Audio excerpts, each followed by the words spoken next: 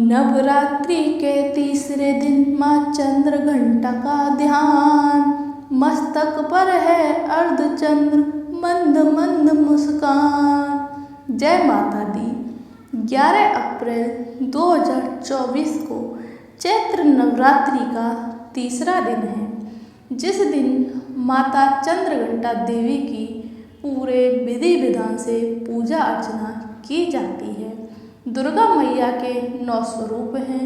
9 स्वरूपों की अपनी अपनी गाथाएं हैं। तीसरा दिन माँ चंद्रघंटा को समर्पित है। नवरात्रि के तीसरे दिन माता चंद्रघंटा की कथा को सुनने से शारीरिक व मानसिक कष्टों से मुक्ति मिलती है, नकारात्मक शक्तियों को दूर कर भक्तों की रक्षा करती है। माँ चंद्रघंटा भावनाओं को स्थिर कर धन संपदा की प्राप्ति होती है। निराशा, निर्बलता, दरिद्रता जैसे विकार भस्म हो जाते हैं। शक्ति, ऊर्जा, साहस ये सभी गुण सुनने वाले के तन मन में समाहित हो जाते हैं। तो आज मैं सुना रही हूँ चैत्र नवरात्रि में सुनी जाने वाली बहुत ही दुर्लभ और पौराणिक कथा। तो आप सभी इस कथा को श्रद्धा और प्रसन्न मन से सुने। माता रानी की कृपा आप पर सदा बनी रहेगी। जय माता दी। अपनी कठोर तपस्या से देवी पार्वती अपने पिता राजा हिमवान के घर लौट आए। माता पार्वती के पिता राजा हिमवान व उनकी माता रानी मेना अपनी बेटी को उसकी तपस्या में सफल देख बहुत खुश हुए। शिव और माँ पार्वती के विवाह का दिन आ गया। सभी देवता इस बात से बहुत खुश हैं कि उनके भगवान का विवाह हो रहा है। भगवान शिव के सभी गण बारात में राजा हिमवान के घर गए। वह तो भोलेनाथ हैं, उनका नाम ही शिव है। उनको बाहरी दिखावे और औपचारिकता की क्या परवाह है। भगवान शिव जब बारात लेकर राजा हिमवान के घर पहुँचे, वह जैसे थे वैसे ही वह शादी के लिए आए। वासुकी और तक्षक जैसे सांपों की माला उनके गले में, हाथों में कंगन, कमरबंद के आभूषण के रूप में विराजमान है। उनका पूरा शरीर शमशान की भस्म से लिपटा हुआ है। उनके बाल उलझे हुए हैं और सिर पर गंगा जी विराजमान हैं। तन पर बागांबर पहने हुए हैं। वह अपनी बारात में राजसी घोड़ों के विपरीत एक बैल पर आते हैं।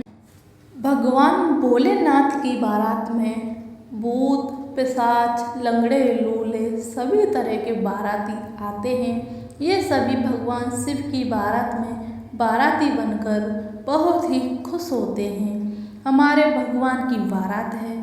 वे नाचते गाते झूमते अपनी मस्ती में जब बारात राजा हिमवान के महल में पहुंच जाती है, तो माता पार्वती की माता देवी मैना बहुत ही डर जाती हैं।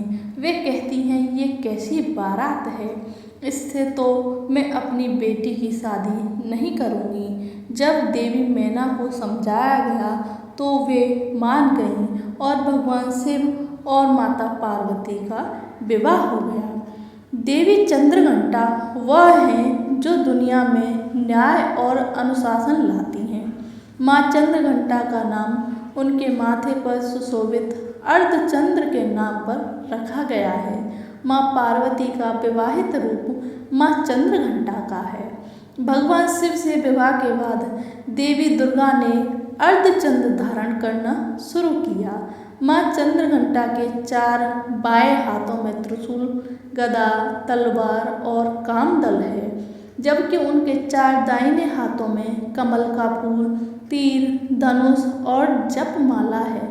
वह अपने 5वें हाथ से अभय मुद्रा में और अपने 5वें हाथ से वर मुद्रा में है।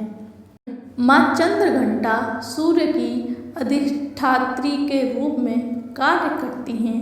देवी पार्वती अपने चंद्रघंटा रूप में शांतिपूर्ण हैं और जो भक्त सच्चे इरादों से उनकी पूजा करते हैं उन्हें माँ से खुशी, धन और कल्याण मिलता है।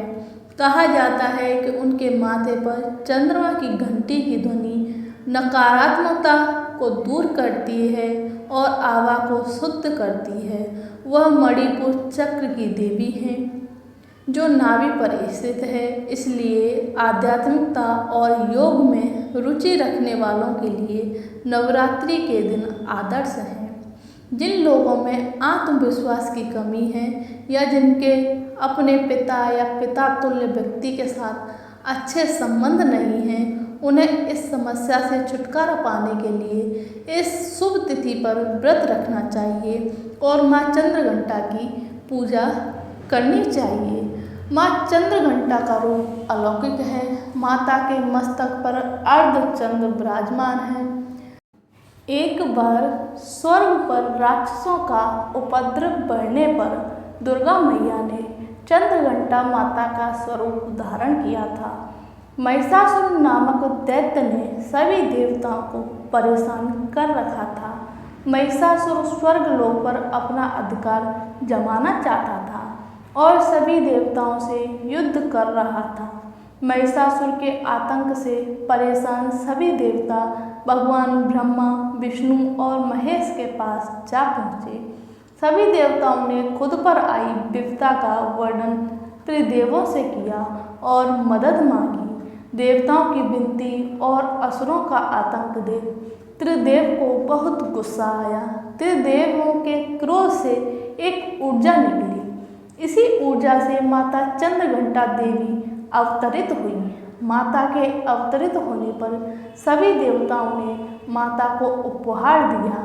माता चंद्रघंटा को भगवान शिव ने अपना त्रिशूल, श्री हरि विष्णु जी ने अपना चक्र, सूर्य ने अपना तेज तलवार, सिंह और इंद्र ने अपना घंटा माता को भेंट के रूप में दिया। अस्त्र शास्त्र से सुशोभित माँ चंद्रघंटा ने महिषासुर का मर्दन कर स्वर्गलोक और सभी देवताओं की रक्षा की। यह थी माँ चंद्रघंटा की पौराणिक कथा। आशा करती हूँ आपको यह वीडियो अच्छी लगी तो इसे लाइक करें, शेयर करें और सब्सक्राइब करना बिल्कुल न भूलें।